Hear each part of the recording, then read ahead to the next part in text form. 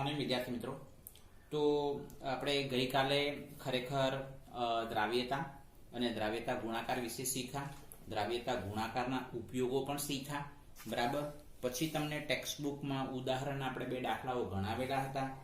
બરાબર છે. એવા જ દાખલા 7.67 ના દાખલા તમને આપેલા હતા. બરાબર છે.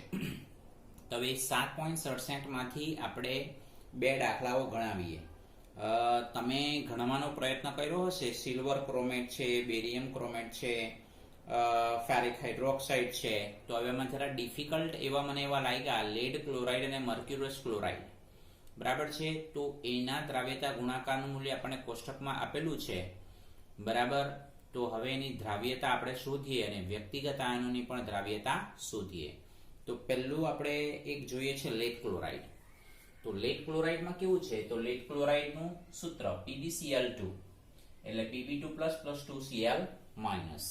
એટલે આપણે માની લઈએ કે Pb2+ ની દ્રાવ્યતા S છે અને Cl- ની 2S છે, કારણ કે એના 2 મોલ છે. એટલે હવે આપણે Ksp બરાબર સૂત્ર શું લખીએ? Concentration of Pb2+ * concentration of Cl- square, સક્રિય જથ્થાના નિયમ પ્રમાણે. હવે Ksp નું મૂલ્ય તમને કોષ્ટકમાં આપેલું છે 1.6 × 10⁻⁵. તો Pb2+ નો S આ લઈ લીધું અને આ ટ્વાઇસ S નો વર્ગ એટલે 4s³ થઈ ગયું. હવે આ 1.6 × 10⁻⁵ તો હવે ડિવાઈડ આપણે 4 કરી નાખશું એટલે 1.6 / 4 એટલે 0.4 × 10⁻⁵ s³.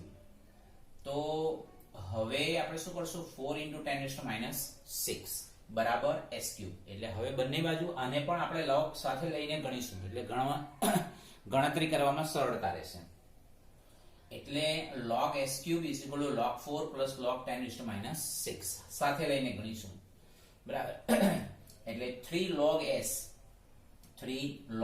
s બરાબર log 4 - 6 × log 10⁻10. આ રીતે આપણે ગણીશું. બરાબર છે. તો 3 log s બરાબર હવે log 4 એટલે 40 ના 0 માં log જોવાનો 0.6021 અને આ તમારો -6. બરાબર છે. એટલે હવે 3 log s બરાબર તો આ તમને બાદબાકી કેટલી આવે? -5.3979. એને તમે 3 વડે ડિવાઈડ કરી નાખો એટલે મળશે તમને -1.7993. બસ. હવે સિમ્પલ આનો તમે એન્ટીલોગ જુઓ. એન્ટીલોગ જોવા પહેલા -1 છે એટલે 10⁻²² અને 1 માંથી 0.7993 આપણે બાદ કરવાના. એનો એન્ટીલોગ જોવાનો થાય એટલે s બરાબર એન્ટીલોગ 0.2007 × 10⁻². તો હવે 20 ના 0 ને 7 માં તમારે એન્ટીલોગ જોવાનો થાય તો એ તમને મળે 1585 અને 0 છે એટલે 1 પોઈન્ટ કાપવાનો એટલે 1.585 × 10⁻². એટલે Pb2+ ની દ્રાવ્યતા આવશે 1.585 × 10⁻². બરાબર. હવે આ કારણ કે Pb2+ નો એક જ મોલ છે એટલે જે S નું મૂલ્ય મળ્યું તે જ એની દ્રાવ્યતા થશે. જ્યારે Cl- ના કેટલા છે મોલ? 2 ટ્વાઇસ S એટલે 2 × 1.585 × 10⁻². એટલે 3.17 × 10⁻² મોલર. બરાબર. તો આ તમારો વ્યક્તિગત આયનોની દ્રાવ્યતા આપણે શોધી કાઢેલી છે. ખ્યાલ આવે છે? તો આ રીતે આપણે દાખલો ગણી શકીએ. ત્યાર પછી મર્ક્યુરસ ક્લોરાઇડ એવું કીધેલું છે. એટલે પહેલા તો મર્ક્યુરસ ક્લોરાઇડનું સૂત્ર Hg2Cl2 અને પછી એનું આયનીકરણ કરીએ ત્યારે ખાસ ધ્યાનમાં રાખવાનું થશે. તો Hg2Cl2 સોલિડ Hg2 2+ ધ્યાનમાં રાખો Hg2 2+. બરાબર છે. આ મોલિક્યુલ છે, અણુ. એટલે Hg2 + 2 + 2Cl- એટલે આનો એક જ મોલ થાય S અને આ ટ્વાઇસ S. એટલે Ksp બરાબર ની વેલ્યુ આપણે કોષ્ટકમાંથી લઈ લેવાની 4.5 × 10⁻29 એ લઈ લેવાની. એટલે Ksp બરાબર સૂત્ર શું? Concentration of Hg2 + 2Cl- square. એટલે આ S લખી દીધું ટ્વાઇસ S નો વર્ગ એટલે આપણે આના જેવું થઈ ગયું 4s³ આવી ગયું. હવે 4 વડે આપણે એને ડિવાઈડ કરીએ. 4 વડે 4.5 ને તમે 4 વડે ડિવાઈડ કરો એટલે 1.125 × 10⁻29. બરાબર. હવે શું કરશું? બંને બાજુ log લઈશું. એટલે log s³ બરાબર log 1.125 × 10⁻29 એટલે 3 log s બરાબર બરાબર છે. ખાસ કરીને 1.125 એટલે પોઈન્ટની આગળ એક જ સંખ્યા એટલે 0 પોઈન્ટ લોગ કોનો જોવાનો 11 ના 2 ને 5 માં તો 0.512 અને પેલા -29 એટલે આ તમને કેટલા મળે -28.9488. તો હવે 3 વડે તમે એને ડિવાઈડ કરી નાખો એટલે -9.6496 આવ્યા. એટલે હવે s બરાબર શું થાય એન્ટીલોગ બરાબર 1 - 0.6496 અને માઈનસ છે એટલે 10 એટલે બાદબાકી કેટલી આવી 0.3505. તો હવે તમારે એન્ટીલોગ કોનો જોવાનો થાય 35 ના 0 ને 4 માં એ એન્ટીલોગ જુઓ તો એ મળશે 2241 ગુણ્યા 10 તો આ તમને દ્રાવ્યતાનું મૂલ્ય મળશે. તો હવે Hg2 2+ નો એક જ મોલ છે એટલે એની દ્રાવ્યતા આ જ વેલ્યુ આવશે. જ્યારે Cl- ના 2 મોલ છે એટલે 2 ગુણ્યા 2.241 ગુણ્યા 10 એટલે 4.482 × 10 આ પ્રમાણે આપણે જવાબ મળતો હોય છે. આપણે એવું ધ્યાનમાં રાખીશું. ખ્યાલ આવે છે બરાબર છે. ત્યાર પછી એટલે એ પ્રમાણે 7.67 ના બાકીના દાખલાઓ તમને ઘરેથી કરવા આપેલા હતા તે છતાં પણ આપણે બાકીના જે છે અલ્પદ્રવ્ય ક્ષાર એના પ્રયત્ન કરવાનો આવી રીતે ગણવાનો થાય એટલે 10 નો જે ઘાત હોય ને એને સાથે લઈને ગણતરી કરવાનો એટલે આપણે એનો જવાબ મળી રહેશે. ચાલો હવે 7.68 બરાબર છે 7.68 તો 7.68 મો દાખલો બી સેમ આવો જ ગણવાનો. એમાં તમને 7.68 માં શું કીધું છે સિલ્વર ક્રોમેટ અને સિલ્વર બ્રોમાઇડના દ્રાવ્યતા ગુણાકારના મૂલ્યો આપેલા છે એમની મોલારિટીનો ગુણોત્તર શોધવાનો. મોલારિટીનો ગુણોત્તર એટલે દ્રાવ્યતાનો ગુણોત્તર તમારે શોધવાનો થશે. તો આપણે જેમ ગણતા છે તેમાં જ ગણવાનું થાય. જો silver ક્રોમેટ twice Ag plus CrO4 2- એટલે આ તમારો twice S આ તમારો S એટલે KSP બરાબર શું થશે Ag plus square CrO4 2- તો KSP બરાબર આ તમારું શું થશે twice S નો વર્ગ ગુણ્યા S એટલે 4S ક્યુબ એટલે 1.1 × 10 - 12 બરાબર 4S ક્યુબ. હવે 4 વડે તમારે આપણે એને ડિવાઈડ કરવાનું છે. 4 વડે ડિવાઈડ કરો એટલે કેટલા આવશે 0.275 × 10 - 12 બરાબર S ક્યુબ. તો હવે તમે આ 2.75 × 10 - 13 બરાબર S ક્યુબ. તો હવે આપણે બંને બાજુ log લઈએ અને ગણીએ.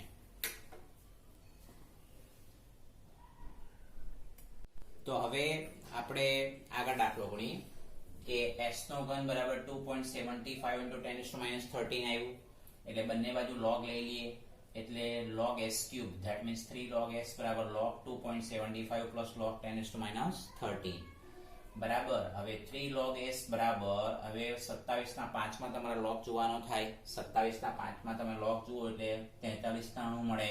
આ -13 બાદબાકી કરો એટલે -12.5607. હવે આ 3 log s છે એટલે 3 વડે ડિવાઈડ કરો એટલે -4.1869 આવે. હવે આપણે એન્ટીલોગ જોવાનો એટલે s બરાબર એન્ટીલોગ આ -4 છે એટલે 10 - 5 લખવાના થાય અને 1 માંથી 0.1869 તમારે બાદ કરવાના થાય.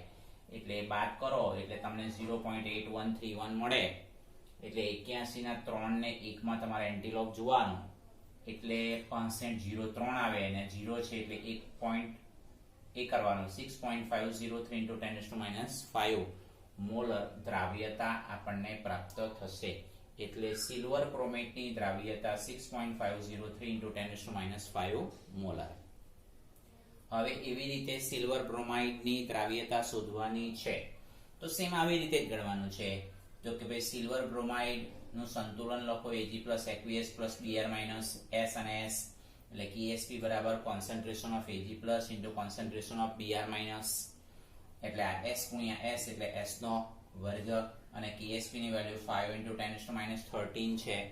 તો હવે જો એમાં વર્ગમૂળ જ કાઢવાનો છે એટલે લોગમૂળ લગભગ જરૂર નહીં પડે પણ આ 10 - 13 છે એટલે એનું વર્ગમૂળ નહીં નીકળશે એટલે આપણે 10 વડે ગુણીએ ને 10 વડે ભાગીએ તો 50 ગુણ્યા 10 - 14 બરાબર S નો વર્ગ એટલે S બરાબર 50 ગુણ્યા 10 - 14 નું વર્ગમૂળ કાઢી લો. 50 નું વર્ગમૂળ એકદમ ઈઝી છે 7.07 મળશે બરાબર અને 10 - 14 નું 10 - 7 જેવું મળે. એટલે AgBr ની દ્રાવ્યતા કેટલી મળે 7.07 × 10 - 7. ઓકે. હવે દ્રાવણોની મોલારિટીનો ગુણોત્તર, એટલે કરવાનું છે કંઈ નથી, સિલ્વર બ્રોમાઇડની દ્રાવ્યતા અને સિલ્વર બ્રોમાઇડની દ્રાવ્યતાનો ગુણોત્તર લઈ લેવાનો. તો આની દ્રાવ્યતા કેટલી મળી? 6.503 into 10 - 5.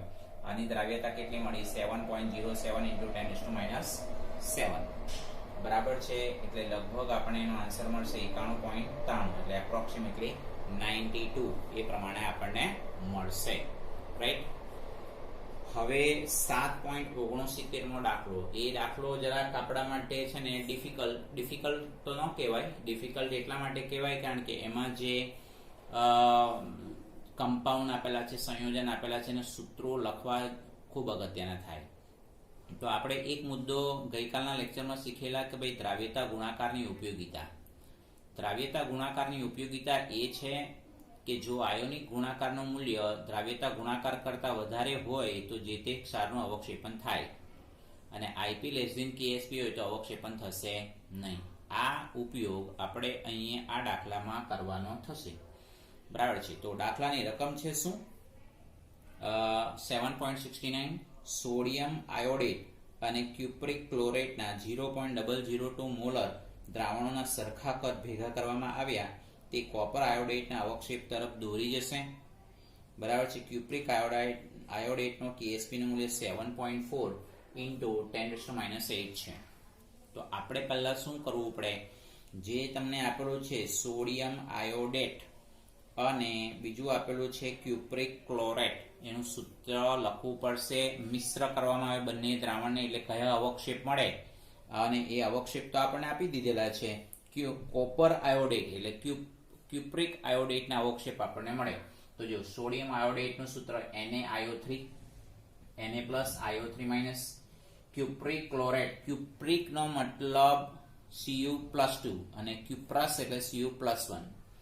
તો ક્યુપ્રિક Cu+ અને આ ક્લોરેટ એટલે ClO3 twice, ClO3-, એટલે આ બંને એકબીજામાં મિક્સ કરવામાં આવે ત્યારે આનો ધન આયન અને આનો ઋણ આયન એટલે 2 મોલ સોડિયમ ક્લોરેટ મળશે. અને બાકીનું જે તમારી પાસે આ તમારું CuIO3 twice, જેને આપણે કોપર આયોડેટ કહેવાય અથવા ક્યુપ્રિક આયોડેટ કહેવાય, તો આના આપણે અવક્ષેપ પ્રાપ્ત થતા જોવા મળે. અવક્ષેપ મળશે કે નહીં એ આપણે નક્કી કરવાનું છે. બરાબર છે. કે કોપર આયોડેટના આ બંને દ્રાવણોને મિક્સ કરીએ તો કોપર આયોડેટના અવક્ષેપ મળશે કે નહીં, તો એ આપણે નક્કી કરવાનું છે. તો હવે આ એક સ્ટેટમેન્ટ જે આપણને દાખલામાં ઉપયોગી થશે, આપણે બુકમાં કોઈ જગ્યાએ આપેલું નથી, પણ આ સ્ટેટમેન્ટને યાદ રાખીશું.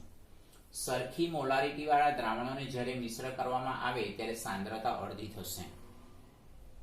બરાબર છે. એટલે સાંદ્રતા જે ડિસાઈડ કરવાની છે કેવી રીતે? સરખી મોલારિટી વાળા દ્રાવણોને જ્યારે મિશ્ર કરવામાં આવે તો સાંદ્રતા અડધી થશે. તો હવે એ આપણે દાખલાને માટે નક્કી કરવાનું. તો જો દાખલામાં તમને આપેલું છે સોડિયમ આયોડેટ અને ક્યુપ્રિક ક્લોરેટ. સોડિયમ આયોડેટ અને ક્યુપ્રિક ક્લોરેટ, તો એ બંનેની સાંદ્રતા એક સરખી છે અને એ કેટલી છે? 0.002 મોલર. બરાબર. તો હવે આ બંને દ્રાવણોને જ્યારે મિક્સ કરીએ છીએ ત્યારે સમજો Cu2+ ની આપણે સાંદ્રતા શોધીએ. Cu2+ ની સાંદ્રતા કેમ શોધવાની? કારણ કે આપણે ક્યુપ્રિક આયોડેટના અવક્ષેપ મળશે કે નહીં તે જોવાના. એટલે Cu2+ ની સાંદ્રતા બરાબર 0.002/2, અડધી થાય છે સાંદ્રતા, એટલે 0.001 મોલર. અને આયોડેટ માઇનસ માટે B આપણે એવું જ લખાશે કારણ કે આ Cu2+ ની સાંદ્રતા અહીંયાથી લીધી અને IO3- ની સાંદ્રતા અહીંયાથી લીધી. બંનેની સાંદ્રતા તો સરખી છે પણ સાંદ્રતા અડધી કરવામાં આવે. કેમ? કારણ કે બંનેની સાંદ્રતા ઇક્વલ છે એટલા માટે. એટલે એની પણ 0.001 મોલર. તો હવે કોપર આયોડેટ જે અલ્પદ્રાવ્ય ક્ષાર છે તેનો અવક્ષેપન થશે કે નહીં એ નક્કી કરવા માટે એનું આપણે આયનીકરણની પ્રક્રિયા લખીએ. Cu2+ + 2 IO3- aqueous. તો હવે સમજો આ જે અલ્પદ્રાવ્ય ક્ષાર છે તેનો આયોનિક ગુણાકાર ગણવાનો. જેમ આપણે KSP ગણીએ તેમ આયોનિક ગુણાકાર ગણવાનો. આયોનિક પ્રોડક્ટ એટલે આયોનિક ગુણાકાર. તો Cu2+ * IO3- તો કે ભાઈ આ જે કોપર 2+ ની જે સાંદ્રતા છે મિક્સ કર્યા પછીની સાંદ્રતા છે એટલે 0.001 ને આપણે 1 × 10 - 3 લખી દીધું. IO3- ની બી સાંદ્રતા એટલી જ છે એટલે 1 × 10 - 3 હોલ સ્ક્વેર આપણે લખી દીધેલું જોવા મળે, આપણે એવું ધ્યાનમાં રાખીશું. અહીંયા વિદ્યાર્થી મિત્રો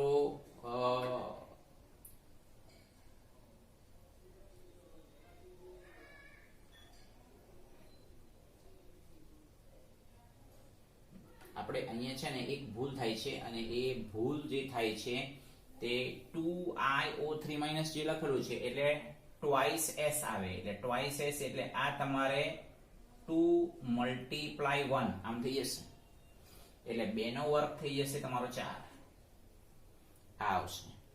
એટલે આ તમારું 4 × 10⁻⁹ આવશે, કારણ કે આના તો 2 મોલ છે, આયોડેટ આયનના તો 2 મોલ છે. એટલે આપણે ખાસ કરીને આપણે ગણવાનું રહેશે આપણે, કારણ કે દ્રાવ્યતા બી ગણીએ તો આપણે ટ્વાઇસ s લખીએ છીએ.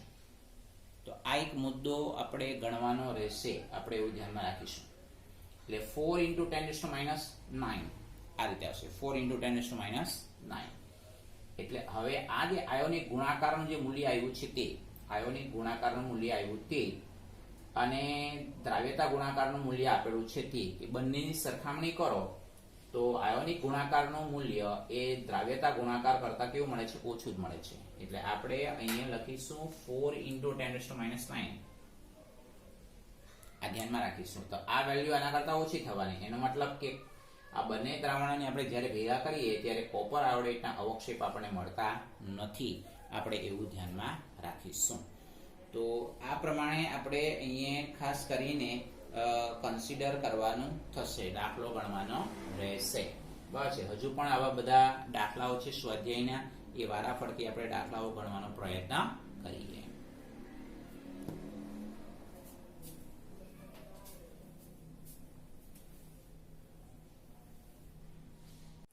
તો વિદ્યાર્થી મિત્રો, હવે આપણે 7.71 દાખલો, અને દાખલાની રકમમાં એવું કીધું છે ફેરસ સલ્ફેટ, બરાબર. ફેરસ સલ્ફેટ અને 7.70 દાખલો આપણે ગણવાના જ નથી. બસ બહુ મોટો દાખલો છે, એની પાછળ આપણે સમય બગાડવાનો નથી અને બહુ જરૂરી પણ નથી, બરાબર. એટલે 7.70 દાખલોને આપણે કેન્સલ કરવાનો છે. 7.71 દાખલો, ફેરસ સલ્ફેટ અને ફેરસ સલ્ફેટ એટલે FeSO4 અને સોડિયમ સલ્ફાઇડ એટલે Na2S ની સરખી મોલારિટી વાળા દ્રાવણોની મહત્તમ સાંદ્રતા કેટલી હોવી જોઈએ જેથી ફેરસ સલ્ફાઇડના અવક્ષેપ મળે નહીં? ધ્યાનમાં રાખો, અવક્ષેપ મળે નહીં. અને એના માટે આયર્ન સલ્ફાઇડ માટે KSP નું મૂલ્ય છે 6.3 × 10⁻18. બરાબર છે. તો આ દાખલો તમે બે રીતે ગણી શકો. નંબર 1, આપણે જનરલી ફેરસ સલ્ફાઇડના અવક્ષેપ માટેની વાત કરીએ એટલે Fe2+ × S2- એટલે KSP બરાબર Fe2+ × S2- એટલે S × S એટલે S નો વર્ગ થઈ જાય, એટલે S બરાબર √ KSP એટલે 6.3 × 10⁻18. તો એ દ્રાવ્યતા મળશે 2.51 × 10⁻9 મોલર. તો હવે આ જે દ્રાવ્યતા આવી બરાબર છે, એટલે આના બરાબર એકચ્યુઅલી ખરેખર આપણે આના બરાબર આવી રીતે લખેલું છે 2.51 × 10⁻9 મોલર. તો હવે આપણે આગળના દાખલામાં બી જોયું કે સરખી મોલારિટી વાળા દ્રાવણોને જ્યારે મિશ્ર કરવામાં આવે તો સાંદ્રતા અડધી થશે.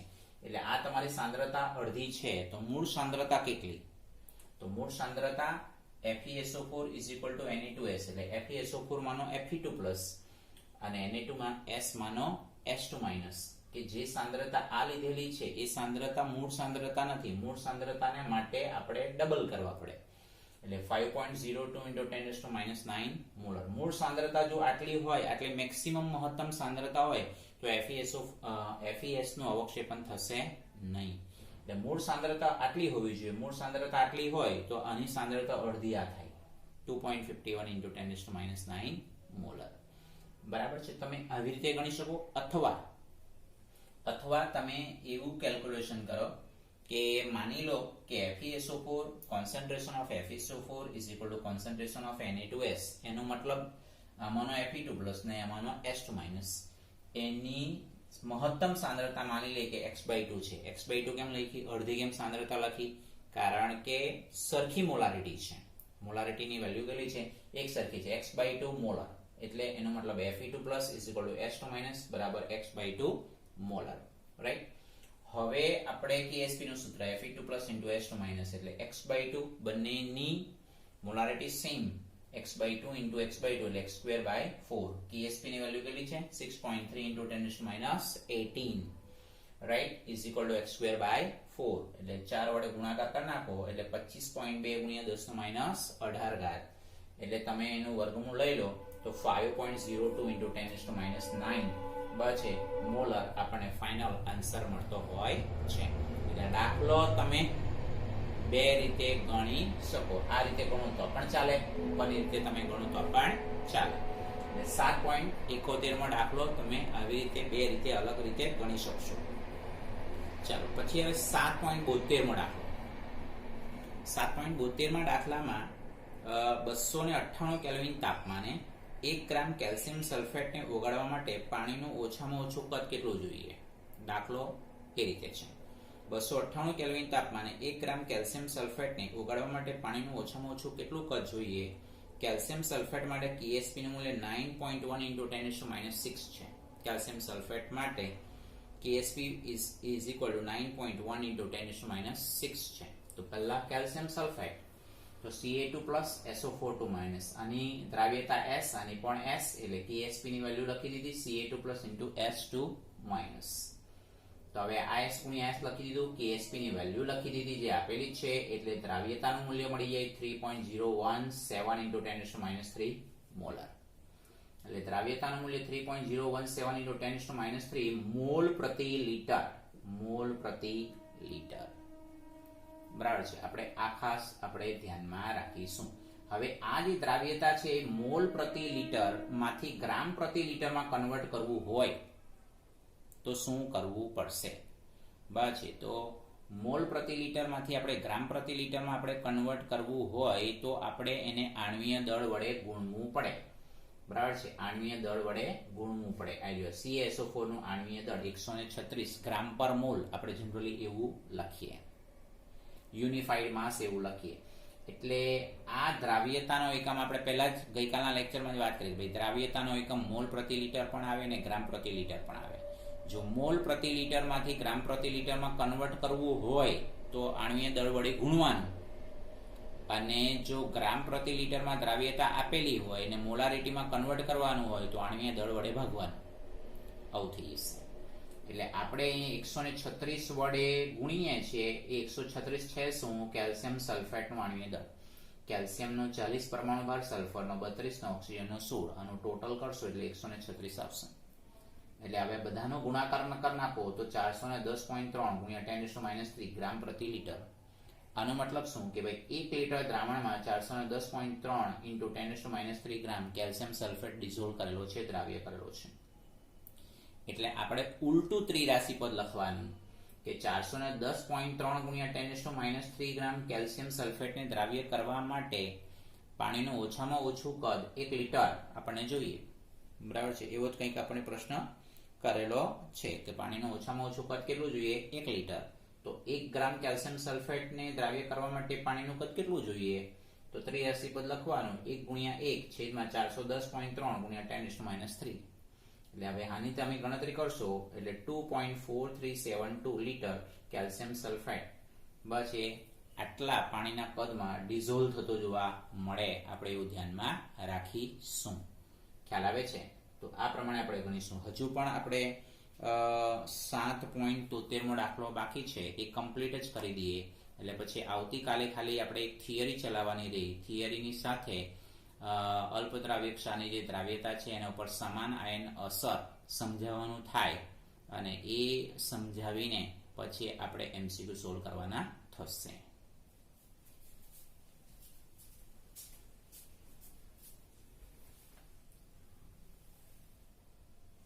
તો વિદ્યાર્થી મિત્રો હવે આપણે સ્વાધ્યાયનો 7.73 માં દાખલો ગણીએ. તો એ દાખલાની રકમ છે શું? તો દાખલાની રકમમાં 0.1 મોલર HCl ના દ્રાવણમાં 0.1 મોલર HCl ના દ્રાવણમાં હાઇડ્રોજન સલ્ફાઇડ વડે સંતૃપ્ત બનાવ્યા પછી સલ્ફાઇડ આયનની સાંદ્રતા. હવે આ સલ્ફાઇડ આયનની સાંદ્રતા 1 × 10⁻19 મોલર આપેલું છે. હવે આ દ્રાવણના એટલે આ દ્રાવણના 10 મિલીલીટર એટલે કદ કેટલું? 10 મિલીલીટર અને સાંદ્રતાની વેલ્યુ આપેલી છે નીચેના પદાર્થો એટલે કયા? Ferrous sulphate, manganese chloride, zinc chloride અને કેડમિયમ ક્લોરાઇડ નું કદ 5 મિલીલીટર 0.01 મોલર દ્રાવણમાં ઉમેરવામાં આવે તો તેમના કયા દ્રાવણમાં અવક્ષેપણ થશે?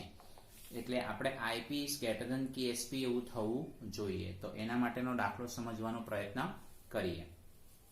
તો પહેલા સલ્ફાઇડ આયનની સાંદ્રતા 1 × 10⁻⁹ મોલર આપેલું છે. તો હવે 10 મિલીલીટર સલ્ફાઇડ આયનના દ્રાવણમાં 5 મિલીલીટર 0.04 મોલર દ્રાવણ ઉમેરતા હવે આ 5 મિલીલીટર 0.04 મોલર દ્રાવણ એટલે એ કયું? એ કાં તો ફેરસ સલ્ફેટનું હશે, બરાબર છે, કાં તો મેંગેનીઝ ક્લોરાઇડનું હશે, કાં તો ઝિંક ક્લોરાઇડનું અથવા તો કેડમિયમ ક્લોરાઇડનું, બરાબર છે. તો એ દ્રાવણ હશે તો ઉમેરતા દ્રાવણનું કુલ કદ 15 મિલીલીટર થશે. તો હવે પહેલા તો જ્યારે દ્રાવણ મિક્સ કરવામાં આવે સલ્ફાઇડનું, એટલે ખાસ કરીને હું તમને વિચારું છું કે ભાઈ FeSO4 છે ને, હવે FeSO4 અથવા તો આપણે એવું વિચારીએ, ચાલો ઝિંક ZnCl2 છે અને સલ્ફાઇડ છે, એટલે સલ્ફાઇડના દ્રાવણમાં માની લો કે ઝિંક ક્લોરાઇડ આપણે ઉમેરીએ તો અવક્ષેપ કોને મળવાના? ઝિંક સલ્ફાઇડના +2Cl-. એવી રીતે કેડમિયમ ક્લોરાઇડ બરાબર છે પ્લસ સલ્ફાઇડ 2- એટલે અવક્ષેપ કોના મળવાના? તો ભાઈ કેડમિયમ સલ્ફાઇડના 2Cl-. આના અવક્ષેપ મળશે શ્યોરલી કહેવાય નહીં, આપણે ગણતરી કરીશું એટલે ખબર પડશે. એવી રીતે મેંગેનીઝ ક્લોરાઇડનું છે, તો ભાઈ મેંગેનીઝ ક્લોરાઇડ માટેનું આપણે ઇક્વેશન લખવું પડે કે ભાઈ H2-. તો કે કહેવાનો મતલબ સલ્ફાઇડના દ્રાવણમાં આ બધા દ્રાવણો ઉમેરવા પડે, એટલે કુલ કદ, દ્રાવણનું કુલ કદ, એટલે આ બધા જે દ્રાવણ zinc chloride, cadmium chloride, manganese chloride એની સાંદ્રતા 0.04 મોલર, એનું કદ કેટલું? 5 મિલીલીટર. સલ્ફાઇડનું કદ કેટલું? 10 મિલીલીટર અને એની સાંદ્રતા કેટલી? 1 × 10⁻⁹ મોલર. એટલે આ મિક્સ કરવામાં આવે, જ્યારે મિક્સ કરવામાં આવે ત્યારે સલ્ફાઇડ આયનની સાંદ્રતા કેટલી? તો સલ્ફાઇડ આયનની સાંદ્રતા મિક્સિંગ કરવામાં આવે છે ત્યારે 10 ગુણ્યા 1 × 10⁻⁹ એટલે M1V1 બરાબર M2V2 આવી રીતે આપણે ગણવાનું થશે કે ભાઈ M1V1 બરાબર M2V2. એટલે કે M1V1 એ પોતે કયું થશે? તો કે ભાઈ M1 એટલે આ 10, V1 એટલે 10⁻⁹ આવી વધી ગયું. હવે M2 શોધવાનું છે મિક્સ કર્યા પછી, આ મિક્સ કરવા પહેલાનું છે અને આ મિક્સ કર્યા પછીનું છે, અને આ V2 એટલે ટોટલ વોલ્યુમ એટલે 15 મિલીલીટર. તો આ M2 શોધવાનું થાય, જે M2 કોણ છે? H2-. બરાબર છે. તો આવી રીતે ગણતરી કરવાની થશે. એટલે આ 10 કોનું? સલ્ફાઇડ આયનનું વોલ્યુમ છે, આ એની સાંદ્રતા છે, ને આ 15 ટોટલ વોલ્યુમ છે. તો એની ગણતરી કરો એટલે 6.67 × 10⁻⁻20 મોલર. હવે આની સાંદ્રતા ગણીએ મિક્સ કર્યા પછી. કોની? એ પછી મિક્સ કર્યા પછી FeSO4, MnCl2, ZnCl2, CdCl2 એટલે એનો ધન આયન M+2 છે, એટલે M+2. તો એનું પોતાનું વોલ્યુમ કેટલું? 5. સાંદ્રતા કેટલી? 0.04. ટોટલ વોલ્યુમ કેટલું? 15. આ પણ M1V1 બરાબર M2V2 પ્રમાણે ગણવાનું થશે. એટલે એ કેલ્ક્યુલેશન કરીએ તો 1.33 × 10⁻² મોલર આપણે પ્રાપ્ત થતું જોવા મળે. આપણે એવું ધ્યાનમાં રાખી શકાય. હવે જ્યાં M2 પ્લસ લખ્યું, Fe2 plus Mn2 plus Zn+2 Cd2+. તો હવે આ M2 પ્લસ ને H2- એટલે એનો આયોનિક ગુણાકાર કરી નાખીએ આપણે. આયોનિક ગુણાકાર કરી નાખીએ એટલે 1.33 × 10⁻² મલ્ટીપ્લાય 6.67 × 10⁻20. બરાબર છે. તો આ પ્રમાણે જે મળે એ મળ્યા પછી એનો ગુણાકાર કેટલો આવશે? 8.87 × 10⁻22. હવે આ આયોનિક ગુણાકારનું મૂલ્ય આવ્યું. બરાબર છે. તો હવે કોનું અવક્ષેપન થશે એવું કીધું છે, એટલે આપણે બધાનું જ આપણે અહીંયા ગણતરી બતાવી ને કે જો ઝિંક ZnCl2 H2- અવક્ષેપ કોના મળે? ZnS મળશે કે નહીં તે ચેક કરવાનું છે આપણે. Cadmium chloride CdS, MnCl2 MnS.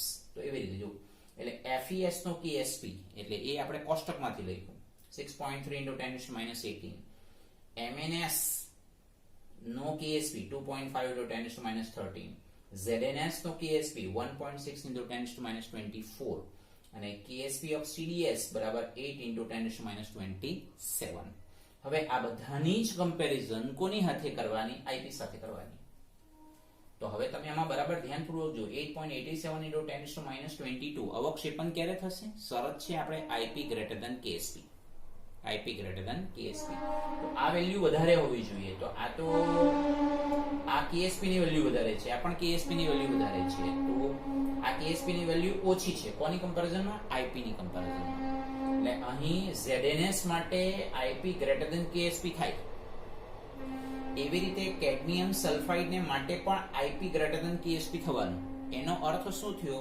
એનો અર્થ એવો થયો કે સલ્ફાઇડ આયનના જલીય દ્રાવણમાં ZnCl2 કે કેડમિયમ Cl2 ઉમેરીએ તો એનું અવક્ષેપન થશે. અને અવક્ષેપન થશે તો કોનું અવક્ષેપન થશે? ઝિંક સલ્ફાઇડનું અવક્ષેપન થશે, કેડમિયમ સલ્ફાઇડનું અવક્ષેપન થશે. આપણે એવું કહી શકીએ અવક્ષેપન થવા માટે IP greater than KSP થવું જ જોઈએ. તો IP greater than KSP શરતનું પાલન ક્યારે થશે? તો એ ZNS અને કેડમિયમ સલ્ફાઇડ માં જ થાય. એટલે કે ZNS અને કેડમિયમ સલ્ફાઇડ નું અવક્ષેપન થતું જોવા મળે. આપણે એવું ધ્યાનમાં રાખીશું. તો વિદ્યાર્થી મિત્રો આવી રીતે આ સ્વાધ્યાયનો દાખલો જે છે એ આપણે કમ્પ્લીટ કરી નાખેલો છે. બરાબર છે. તો હવે નેક્સ્ટ ટાઈમ આપણે થિયરી અને સાથે એક થિયરી બાકી છે અલ્પદ્રાવ્ય ક્ષારની દ્રાવ્યતા પર સમાન આયનની અસર અને એના ઉપર ડિપેન્ડેબલ એટલે કે પછી આપણે જે કંઈક MCQ બાકી હોય એનું ડિસ્કશન કરીશું. Thank you very much.